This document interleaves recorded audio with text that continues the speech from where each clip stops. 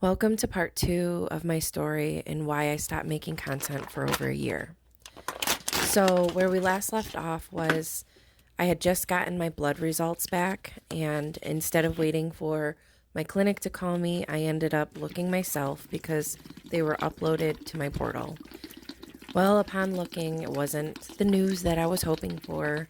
There was very, very little HCG in my system, which I knew ultimately suggested this wasn't going to be a successful pregnancy, viable pregnancy, if it was a pregnancy at all.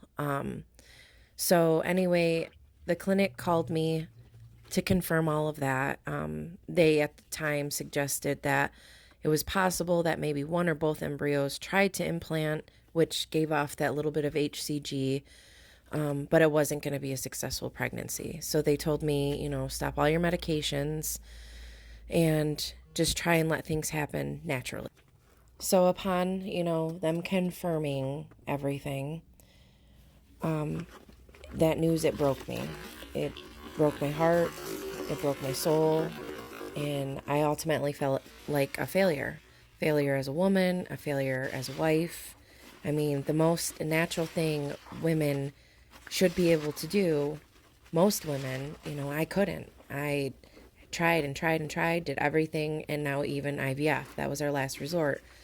And it still didn't happen. So I felt broken completely. And I was in a space where I felt guilty also. I felt like I did something to make it not be successful.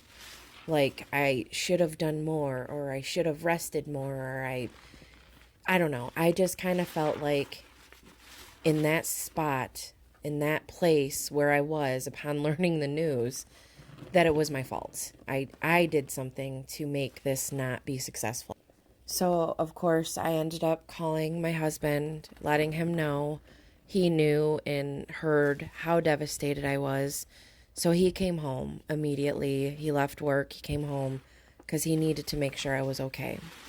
And he's always been that way, very supportive and never once blaming me for anything, even though all the reproductive issues are on me. He's been tested and completely fine, but never once. And the reason why I tell you this is because I have read horror stories on platforms that I follow with, my infertility groups and IVF groups, and some of the women on there, say that their husband or spouse or partner, they're not as supportive and they blame them for everything.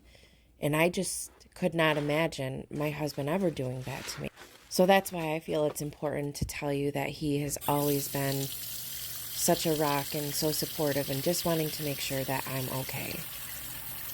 So anyway, the heartbreak, it brought me down to a level that I never thought I'd ever be at. I went to a very dark place. I wasn't eating or sleeping. I wouldn't get out of bed. And this was just in a matter of days after getting the news of not having a successful pregnancy. My family and my friends, they were all so worried about me because I didn't want to talk to anyone.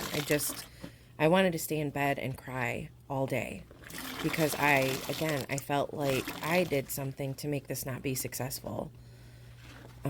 So my whole brain was filled with that thought process of guilt and the what ifs, and that's what took me down. I just blamed everything that happened on myself.